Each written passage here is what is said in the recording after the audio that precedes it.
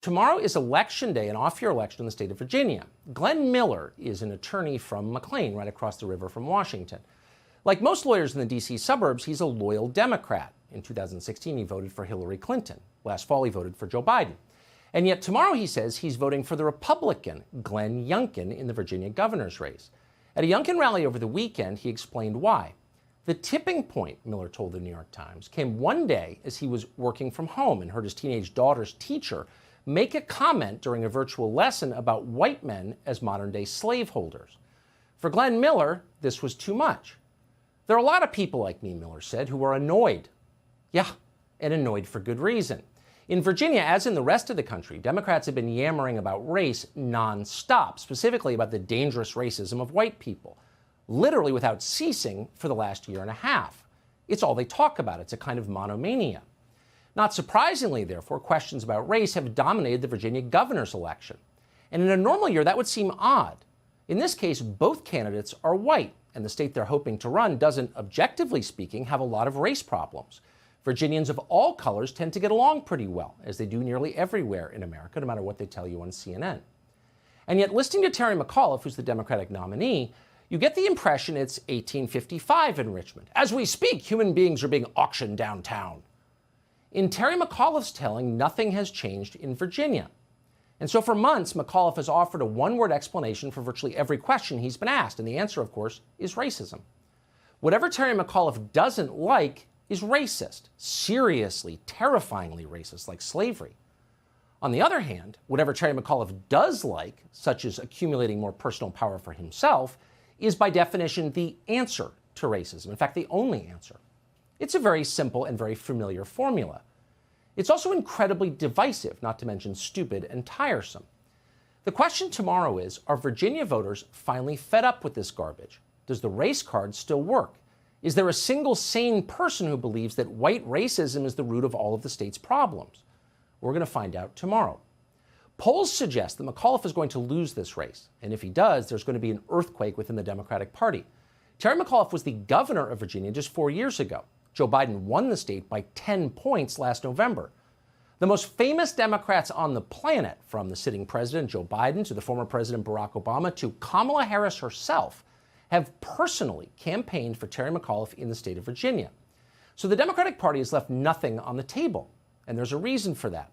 Democrats understand this election is a referendum, not simply on an amoral sleazeball who wants to be the governor again for some reason, but a referendum on the performance of our entire leadership class, a referendum on them. It didn't have to be this way. If Terry McAuliffe had been wise enough to keep this race non-ideological, he would without question have won it. Widen the highways, fix 66, lower the car tax, shorten your commute to work, make Dulles Airport slightly less horrible. Who wouldn't vote for those things? But no.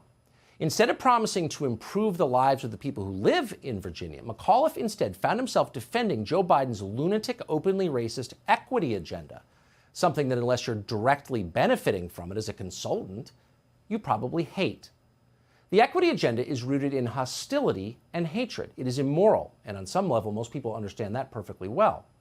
And yet here was Terry McAuliffe live on television explaining that parents who insist on having a role in their own children's education must be white supremacists. People trust me on education, but it's at the forefront here in Virginia, as it now is in others. You see what's happening in Georgia and Florida, because they're talking about this critical race theory. And as I said before, and I'll say it again, it's never been taught in Virginia. And I really hate it because it's a racist dog whistle. Terry McAuliffe never recovered from that interview, and the polls showed it. And he didn't recover because what he said was a lie, and everyone with school-aged children in Virginia knew it was a lie. And if you're interested, take a look at the Virginia Department of Education's website right now. Quote, teachers must embrace theories such as critical race theory, settler colonialism, black feminism, disability, critical race studies, and other critical theories. That's from a book the state of Virginia recommends. That book goes on to instruct teachers to avoid phrases like work hard or be nice, because those are expressions of white settler colonialism. There are other examples of this. The Virginia Department of Education also promotes race hustler Ibram X. Kendi, formerly known as Henry Rogers.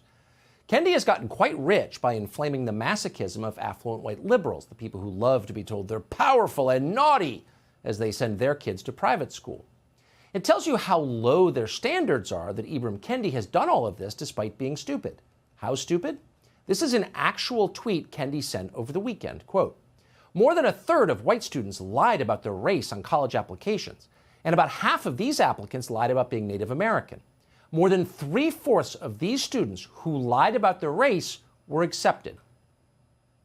Oh. So in other words, Ibrahim X. Kendi is telling us America is such a white supremacist country that white kids can't even get into college without pretending not to be white. Right. So eventually, gears turning slowly, Kendi realized the tweet might not be helping his case, and so he deleted it. But the point remains, these are the people providing the education to children in Virginia. And if you live there, that's a problem, even if you're a Democrat. So no wonder Glenn Youngkin is winning. It's all too much. And yet, interestingly, weirdly, Terry McAuliffe has not corrected course. He has instead doubled down on this stuff, which again, no one really likes. At a campaign event just last night, McAuliffe told the crowd that he's identified the actual problem in Virginia's schools, and you'll never guess what it is. It's too many white teachers.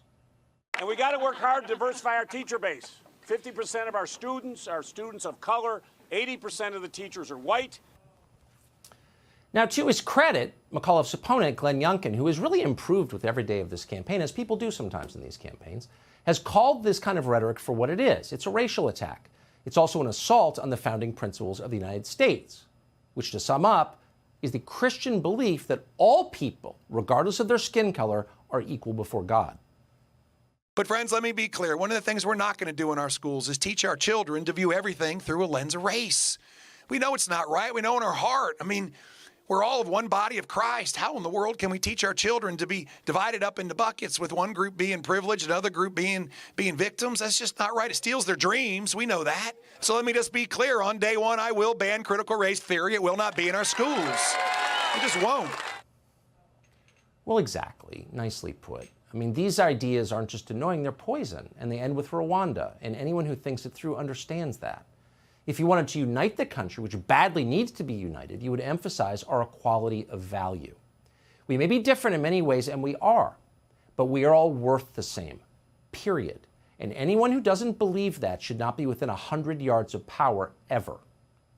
Unfortunately for the rest of us, the racial unity message, which we so badly need, does not get Democrats elected.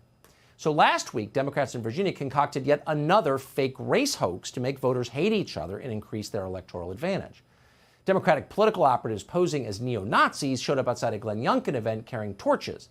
They stayed long enough to be photographed by a credulous local reporter, and then Terry McAuliffe's campaign team circulated pictures of those alleged white supremacists claiming they were Youngkin supporters. He's a racist!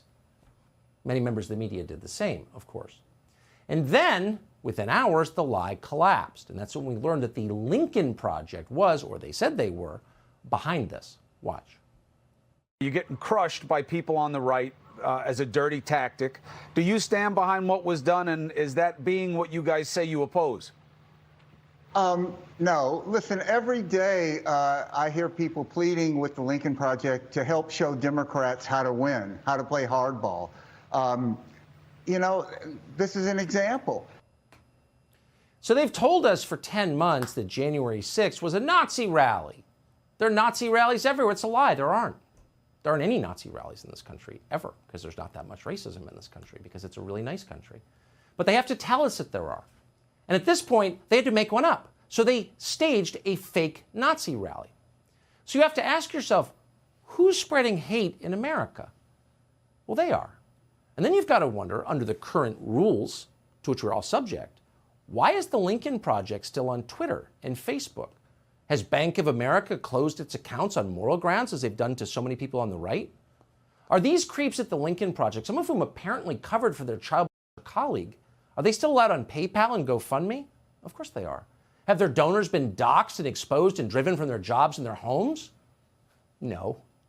Some of their biggest donors include Hollywood film producer David Geffen. He's given him $500,000. Hollywood film producer Jeffrey Katzenberg has given him $100,000. Gordon Getty, son of oil tycoon J. Paul Getty, has donated $1 million to the Lincoln Project. All of these people are funding a group that staged a Nazi rally and blamed their political opponent and then didn't have the decency to apologize for it. Now that's a story, but it's not being covered. Instead, the media spent the weekend obsessing over whether a Southwest airline pilot may or may not have offended Joe Biden over the PA system, and if so, put that man in jail. So they're trying their best. At every level, they are trying their best to drag professional sleazeball Terry McAuliffe across the finish line in Virginia. And despite all these efforts, the lying, the misdirection, a lot of people in the state, and not just Republicans, realize what's actually happening and who's behind it. Tomorrow, they can send a very clear signal to the people doing it. Stop dividing us by race. Stop indoctrinating our school children to hate us. Stop treating parents like domestic terrorists. This is not about whether a Republican or a Democrat wins tomorrow.